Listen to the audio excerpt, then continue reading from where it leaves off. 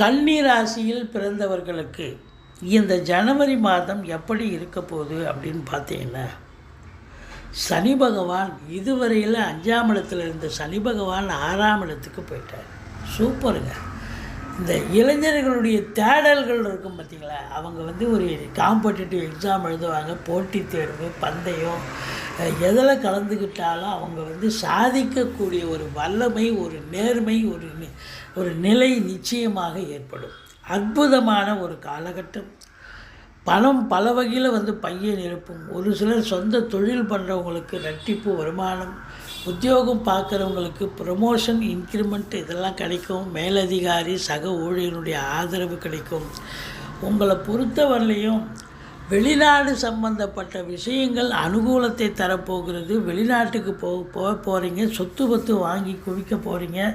உங்கள் வீடு வாசல் மனைன்னு